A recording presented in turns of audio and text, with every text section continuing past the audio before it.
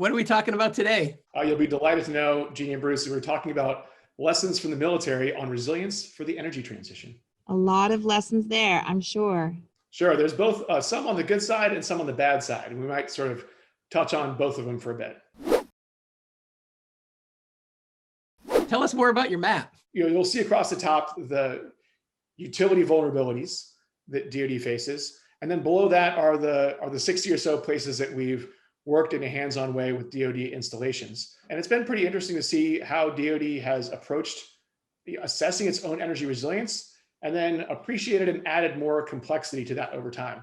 So some of the things we do at bases are that we will go in and sort of have a conversation between the mission owners, the folks in charge of, let's say, flying the remote-powered aircraft, and the base energy manager who's in charge of the installation infrastructure.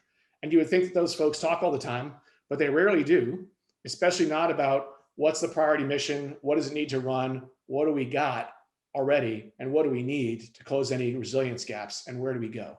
Sort of a very new conversation to have. Again, on a civilian analog, we see the same thing for, let's call it the fire station mission or the emergency shelter mission. Has the utility or the city energy manager talk to the emergency management colleagues about like what's needed? It's sort of a similarly blank slate in many cases. But having that conversation is important and it gets you a long way, but also you don't really know if your resilient solutions are going to pan out. So we've also been sort of helping to pioneer and lead tabletop exercises where you're actually bringing the folks on the base that generally don't talk to each other into a scenario to sort of play through and discuss, what works and what doesn't. We found things like, well, the microgrid has a generator, but the generator is part of many other generators on the base. And there's a refueling plan to get more diesel there. But when you talk through the exercise, there's one person in one golf cart that has to drive around and refuel all the generators, which is great, but DoD plans for 7 to 2 week outages. And if you do the math, that one person has to stay up for the entire 2 weeks by themselves, just refueling diesel generators, which it's not going to work.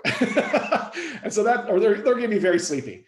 So that's the type of thing that comes out in exercises. And then most recently, one of my colleagues, Alex Pena, has been helping DoD actually unplug military bases without really telling anybody to sort of see what actually works when the lights go off. That's something that MIT Lincoln Laboratory sort of incubated and developed, and we're sort of working with them to help scale. And that reveals some pretty worrisome and interesting insights as well that you sort of normally don't see. So there are actually deliberate, unscheduled power outages at military bases to test the response? There are now, yeah. This is the last year and a half. What that looks like is you shut the power off and you sort of drive around at night, maybe if that's when this outage is scheduled, to sort of see what's happening where, what's clicking on, what's not. Did you remember to plug the key card reader that lets you into the restricted area into the generator? Or is everything running, but it doesn't matter because you can't get there because you can't open the gate? Stuff like that.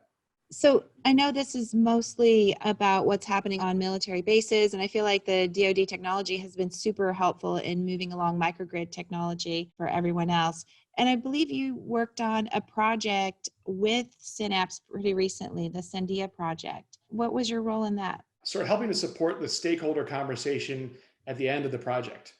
One of the things that became clear from our resilience work is that a lot of resilience is simply helping people have conversations that they haven't had and probably wouldn't have unless otherwise invited to do so, sort of across disciplines, across institutions, across fields, and sort of finding where their shared and surprising vulnerabilities may be, or where their aligned interests may be. So you all did a wonderful job with designing resilient communities and produced a bunch of really groundbreaking research, almost in parallel to the military. How do we define mission?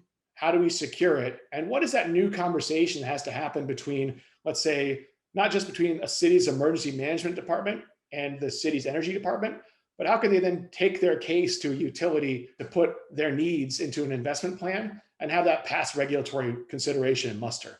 It seems like so simple, like what's going to break in your city? This is going to break. Can you help us make sure it doesn't happen? I wish that was happening more, and you all certainly showed the way in terms of how that can happen.